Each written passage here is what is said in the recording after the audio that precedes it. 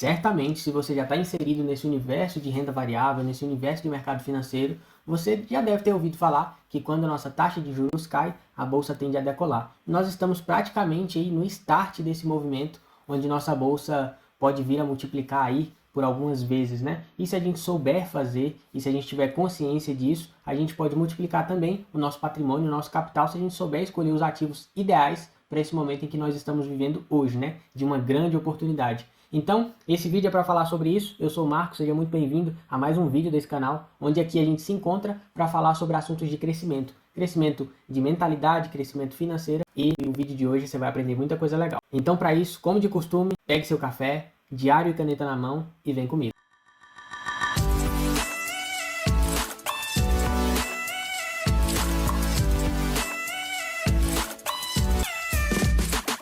Bom, para a gente dar início aqui aos assuntos, não tem como a gente falar sobre a influência do corte na taxa de juros sem explicar o que é a taxa de juros, qual a sua função e também o que causa a alta ou a queda na taxa de juros, né? Então, para começar aqui e para a gente criar uma base para desenvolver o vídeo daqui de hoje, a gente precisa falar um pouquinho então sobre inflação. O que seria inflação, né? O que causa a inflação? Então, vamos supor que hoje eu consigo ali no mercado e comprar um pacote de café ali por R$30, 500 graminhas ali de café, eu pago R$30 para comprar o pacote. Daqui um ano, quando eu vou no mesmo mercado, comprar a mesma marca de café, a mesma quantidade de café, com aqueles R$30 eu já não consigo mais comprar o mesmo pacote de café. Eu preciso agora de R$35 para comprar o mesmo pacote que no ano passado eu comprava por 30. Então, isso é inflação. Então, percebe que ao longo de um ano eu perdi poder de compra porque agora eu preciso dispor de um pouco mais de capital para eu comprar o mesmo produto que no ano anterior era um pouco mais barato. Então, de forma bem resumida, e para você entender o que é inflação, a inflação é justamente isso.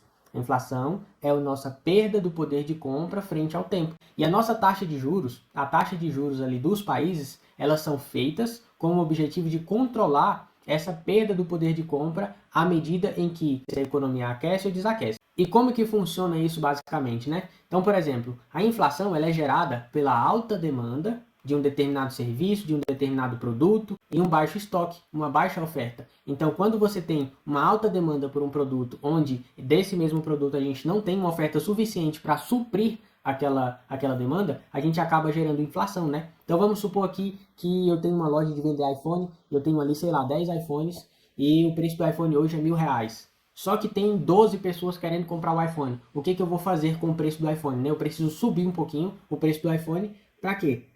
Para eu conseguir captar mais recurso ali, e através desse recurso que eu captar, eu conseguir gerenciar melhor ali o meu estoque dentro da empresa e também para eu subir um pouquinho a competitividade ali dentro do mercado. Consequentemente, a empresa ela lucra um pouco mais, isso se no fornecedor dela continua com o mesmo preço, né, de aquisição, então ela lucra um pouco mais, mas se até o preço mesmo no próprio fornecedor dela subir um pouco, ela é forçada também a subir um pouco o preço do seu produto para que ela não tenha prejuízo assim, né? Então, é sempre feita uma balança entre demanda e estoque, para que as empresas elas nunca sejam prejudicadas ao longo do tempo. Então, isso também gera inflação, a alta demanda e a baixa oferta. Isso é um dos principais fatores que gera inflação ali. E também temos o câmbio, só que a gente não vai entrar no fator câmbio agora para a geração de inflação, porque senão o vídeo vai ficar muito longo. Mas só para você entender um pouquinho de como que funciona a inflação, né? Então, nós temos a taxa de juros ali para controlar essa questão da alta demanda e a baixa oferta, e também quando a demanda está muito baixa e a oferta está muito alta, a nossa taxa de juros ali ela serve para controlar isso. E de que maneira, né, a gente tem esse controle aí acontecendo? Então, por exemplo, quando nós temos ali uma alta inflação, os juros ele precisa subir para frear a alta demanda. Por quê? Com uma alta demanda ali, as pessoas tendem a consumir mais e consumir cada vez mais, isso gerando inflação. E para controlar a inflação, a nossa taxa de juros sobe para que fique mais complicado das pessoas, fique mais desinteressante das pessoas adquirirem dívidas, né? Adquirirem ali produtos porque vão pagar cada vez mais caro e acaba diminuindo ali aquela vontade de consumir, digamos assim, né? Só para vocês entenderem aqui de forma básica, tá? E a mesma coisa acontece quando a gente tem uma inflação muito baixa, o crescimento do país também está muito baixo, e aí a taxa de juros ela serve também para fomentar a economia. Então, quando você tem inflação muito baixa e o crescimento do país também está muito baixo, você abaixa cada vez mais a taxa de juros, porque você abaixando cada vez mais a taxa de juros, tudo fica mais fácil, né? Você consegue fazer financiamentos de formas mais vantajosas, você consegue tomar mais dinheiro emprestado, você consegue utilizar linhas de crédito com mais facilidade, né? Linhas de crédito são fornecidas para a maior quantidade de pessoas ali, até com históricos não tão bons, né? Porque de fato isso acaba trazendo mais consumo e para a economia do país isso é muito interessante. Mas quando a gente tem um consumo muito elevado, que é o caso que a gente vai ver aqui hoje, quando a gente tem um consumo muito elevado, a inflação sobe e para controlar a inflação, a taxa de juros sobe. E quando a taxa de juros sobe, fica cada vez mais complicado das empresas tomarem dinheiro emprestado, das empresas se endividarem para conseguir continuar crescendo, né? Porque empresas, para crescerem, elas precisam adquirir dívida, né? Elas precisam pegar aquele recurso ali de instituições financeiras, de outros lugares, para elas aplicarem dentro delas para continuar crescendo. Então, quando a taxa de juros está muito alta, essas empresas elas começam a ter um pouquinho de dificuldade ali, né? Porque elas precisam pagar um valor muito mais alto por aquelas dívidas que antes para elas era uma dívida que era fácil de controlar por conta de sua receita, né? Então imagina que se a sua receita não cresce na mesma velocidade que a inflação e que a taxa de juros cresce, essa empresa ela começa a ter prejuízo. Então taxas de juros muito altas, a depender do setor que aquela empresa está inserida, acaba sendo muito ruim para ela. E qual é então a sacada aqui do momento de mercado que nós estamos vivendo, né? E qual é o ponto-chave aqui que nós precisamos observar no cenário econômico do Brasil e também dos Estados Unidos hoje, que a gente vai dar uma pinceladinha por cima disso daqui, né? Então, vamos só dar uma olhadinha aqui num relatório que é muito importante, que sai toda segunda-feira também aqui no Brasil, o Boletim Focus, para a gente ter uma visão mais legal a respeito disso, né? Então, vamos lá. Olha só, o Boletim Focus aqui divulgado no dia 22 de agosto. O que a gente vê aqui, né? A gente vê o IPCA caindo aqui no horizonte de tempo entre 2025, 2026 e 2027, que foi a última divulgação. Então aqui no Boletim Focus é divulgada a expectativa de mercado sobre os índices econômicos que nós temos no Brasil. E o IPCA é o Índice de Preço ao Consumidor Amplo, que mede a nossa inflação, né? É de fato a inflação real aqui do Brasil, que é calculada pelo IBGE. Então, as expectativas a respeito da inflação aqui no Boletim Focus, ele vem caindo há bastante tempo já aqui, se a gente for olhar o histórico aqui. Olha só o gráficozinho do IPCA aqui, sendo divulgado pelo Boletim Focus, né? Que na verdade são expectativas, tá? Para você que não sabe, talvez para você que não tenha muita experiência com o mercado financeiro, mas nós temos muita questão de que o mercado financeiro ele precifica muito a expectativa. Quando a expectativa muda a respeito de algum dado econômico, alguma coisa que a economia espera que aconteça, acaba que movimenta muito as bolsas, né? Isso é um caso que está acontecendo agora também. Como o IPCA ele vem diminuindo desde abril de 2025, nós vemos o IPCA caindo um pouquinho, caindo um pouquinho, caindo um pouquinho. Isso tem se tornado cada vez mais constante. Com as expectativas de IPCA vindo cada vez mais para próximo da meta ali, que é calculada pelo Banco Central, tá? A meta da inflação. Quando nós vemos o IPCA que está acima dessa meta, caminhando cada vez mais para perto dessa meta, e nós temos uma taxa Selic ali muito alta, obviamente feita para controlar a inflação, a gente consegue prospectar que num curto período de tempo ali, de alguns meses, pode ser que o Banco Central comece a cortar a Selic. Nossos bancos centrais fazem reuniões ali para decidir o corte da taxa de juros ou não, com base no cenário econômico que nós estamos vivendo. E se você observar, o IPCA vem caindo aqui, buscando aqui mais ou menos a região da meta, que é entre 3 e 4,5 ali, se não me engano, e o nosso Selic aqui permanece ali mais ou menos no mesmo patamar. Ou seja, a nossa Selic teoricamente está atrasada, né?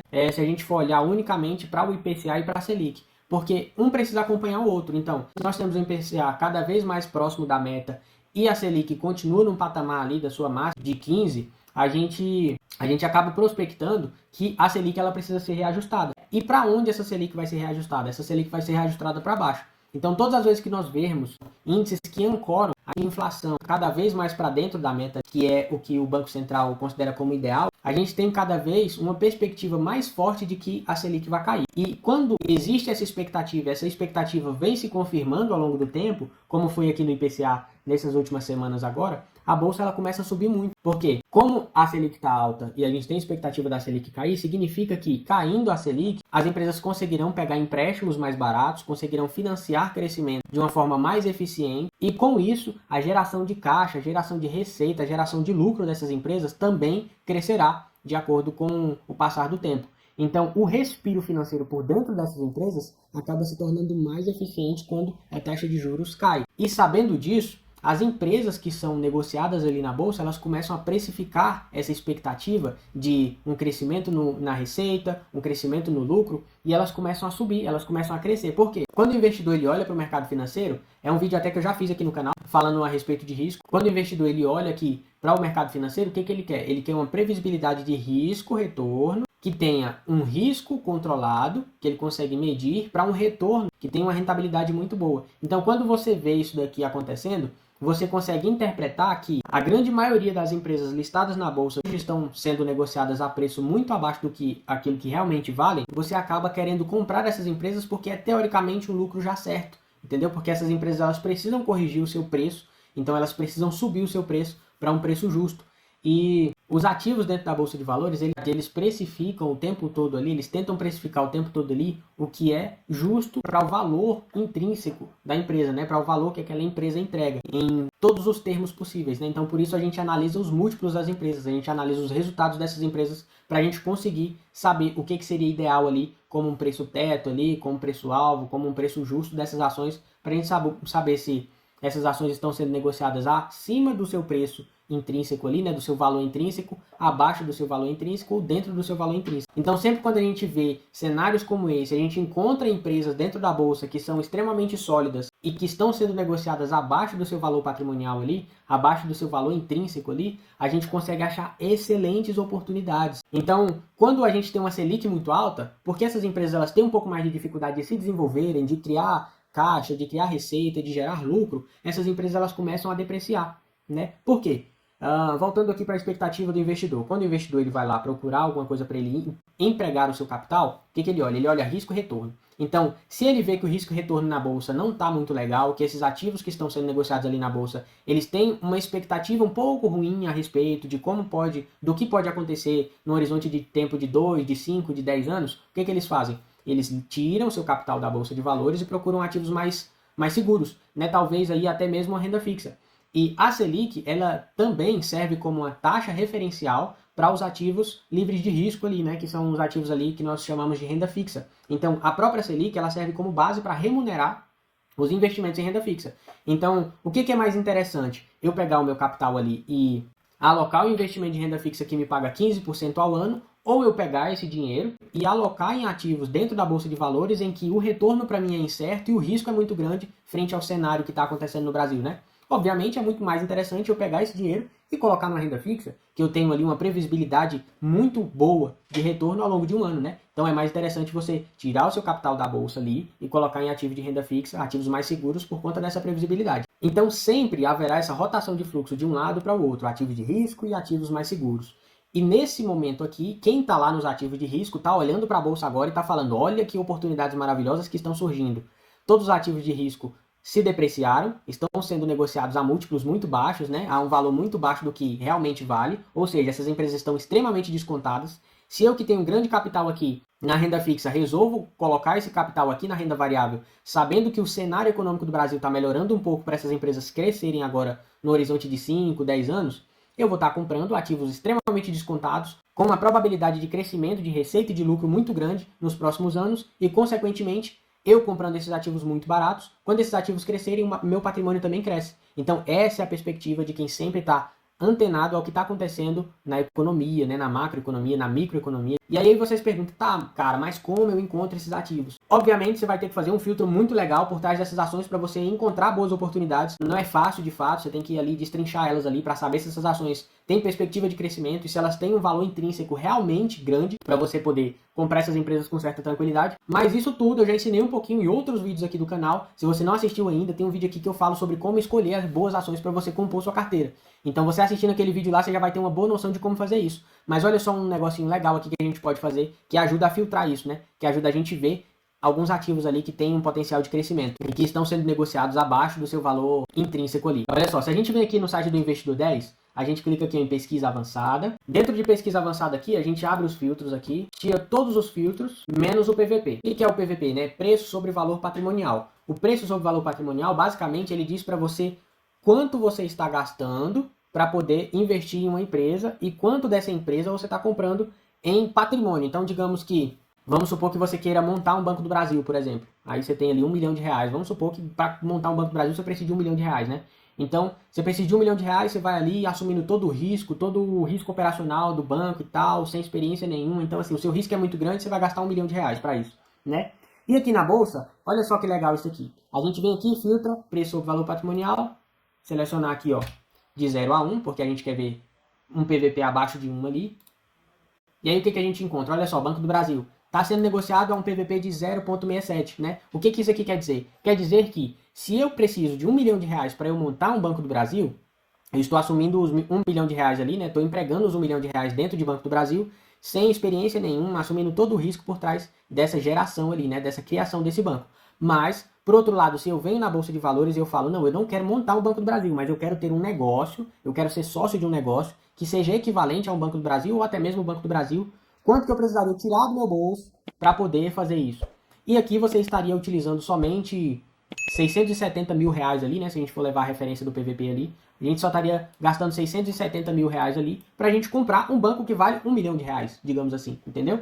Então, esse aqui é o X da questão. O PVP, ele mostra pra gente isso. Mostra o quanto vale ali o patrimônio da empresa e o quanto nós estamos pagando por ele. Então, um PVP sempre acima de 1 significa que essas empresas estão caras, né? Elas estão sendo negociadas acima do seu valor patrimonial. Só que, obviamente, a gente não pode usar só esse filtro para olhar, né? Tem que olhar outras coisas dentro da empresa, assim como eu ensinei lá no vídeo sobre ações, né? Sobre como escolher boas ações. Mas isso aqui é uma métrica legal para a gente ver no vídeo de hoje. Então, assim, ó, nós temos empresas com excelentes fundamentos aqui, sendo negociadas aqui por um PVP muito baixo, né? Ou seja, utilizando a frase ali de Benjamin Graham, eu estaria comprando R$ 1 por 67 centavos, digamos assim, né? Se a gente for levar em consideração aqui o exemplo de Banco do Brasil.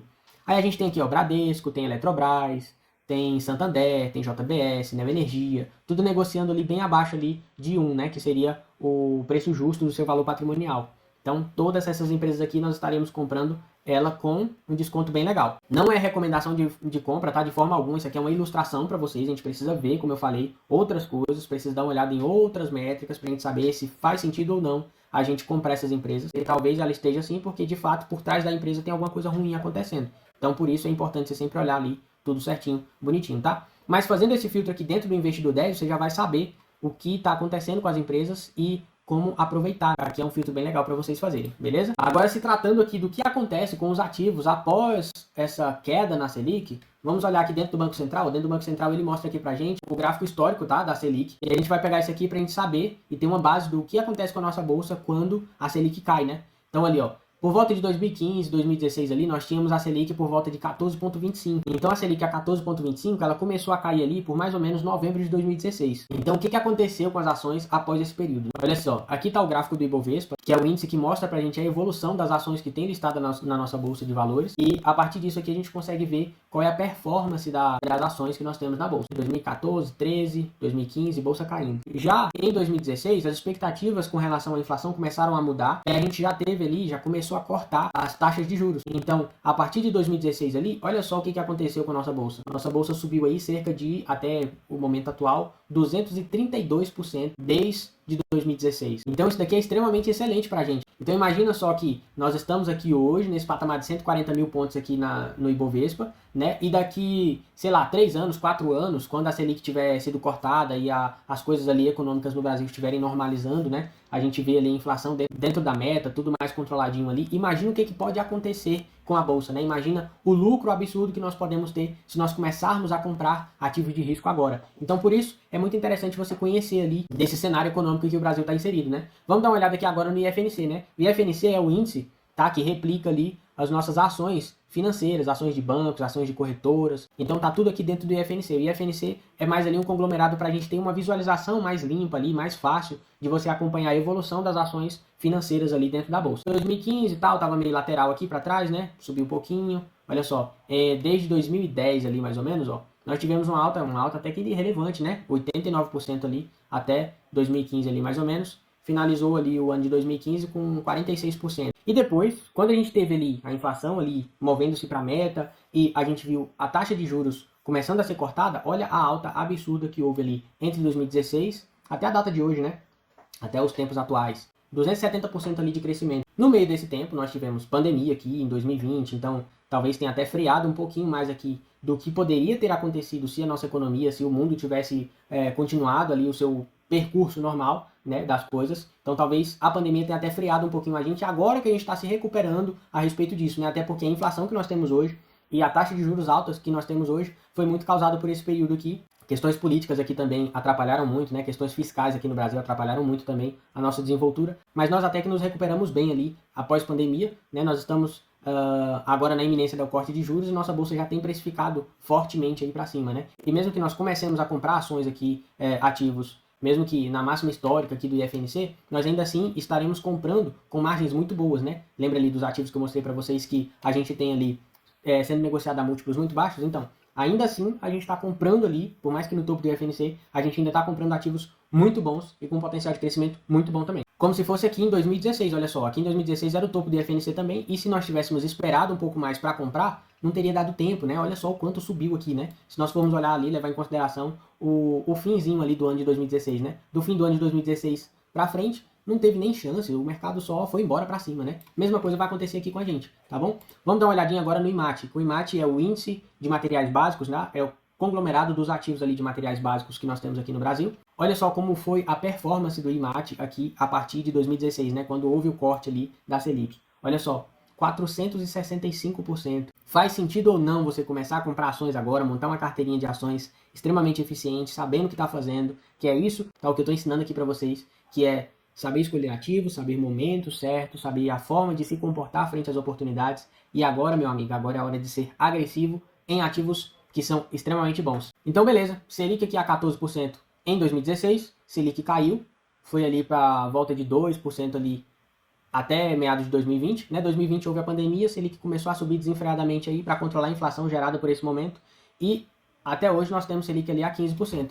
Porém, como falei para vocês aqui, como mostrei também, o IPCA ele já vem reduzindo, olha só, já vem reduzindo. E o IPCA reduzindo já traz aqui para a gente uma perspectiva de que essa Selic alta desse jeito pode ser que esteja atrasada já.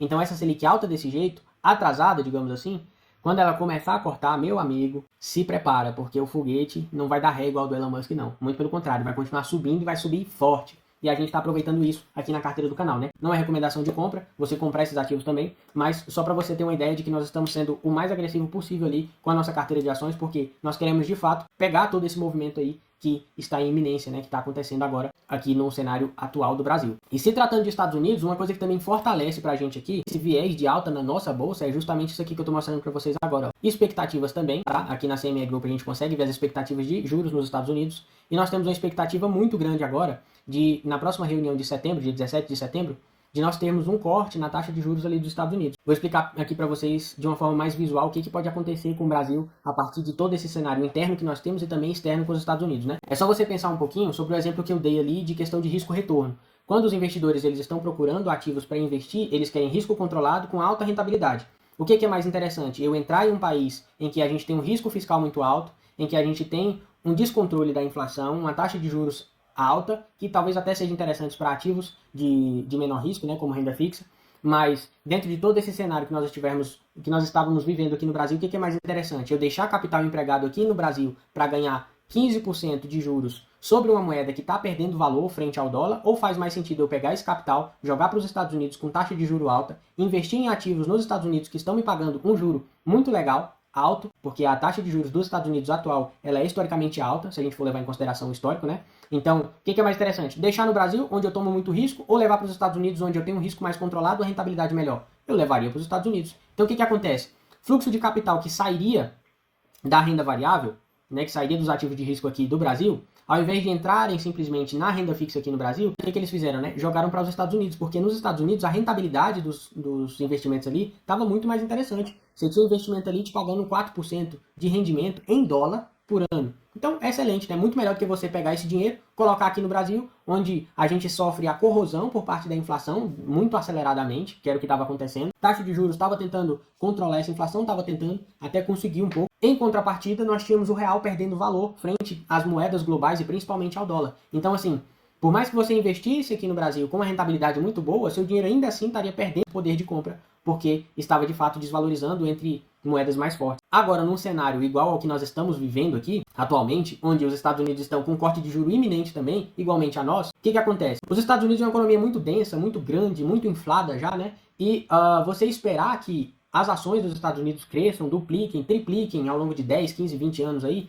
é teoricamente algo mais improvável do que você investir em países emergentes como nós somos, que Brasil é país emergente, né? Então, países emergentes, nesses momentos em que há uma queda de taxa de juros nos Estados Unidos, e também é desinteressante você investir todo o seu capital nos Estados Unidos, porque você não tem essa perspectiva de crescimento muito a longo prazo, de duplicar, triplicar seu patrimônio, o que você faz? Você, como investidor, vê os Estados Unidos cortando o juro, você começa a rotacionar o seu capital para ativos de risco no Brasil. Então, nós temos o que aqui no Brasil acontecendo? Nós temos os ativos de risco aqui no Brasil. crescendo por conta da diminuição da taxa Selic, e nós temos os ativos aqui no Brasil também ganhando força e crescendo, porque vai vindo investimento estrangeiro para o Brasil, por conta dessa rotação de fluxo que há entre as economias. Então nós temos aqui um potencial gigantesco no Brasil, porque nós temos dois fatores aqui maravilhosos que vão empurrar a nossa bolsa, que vão impulsionar a nossa bolsa de forma extraordinária aí nos próximos 5, 10 anos, se a gente conseguir tomar boas atitudes agora. Então esse vídeo é mais que um alerta para você ficar atento às oportunidades que estão surgindo aí com base em todo esse contexto aqui que eu falei para vocês, econômico,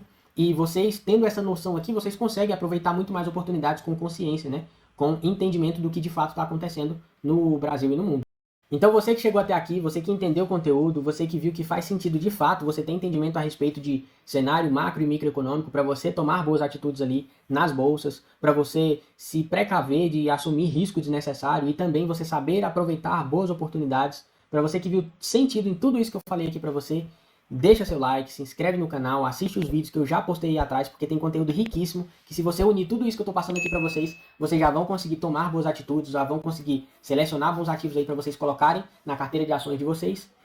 E com isso, quem sabe, né, vocês consigam multiplicar aí o capital de vocês nos próximos anos, devido a esse cenário que nós estamos vendo aqui.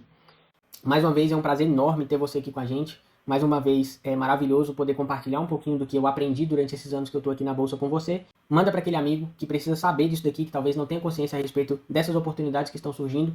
E vamos juntos construir aí um legado, né? Vamos juntos aí escrever todos os dias uma página nova nesse diário. Então, é isso. Muito obrigado por ter assistido o vídeo. Falou, é nóis. Fui!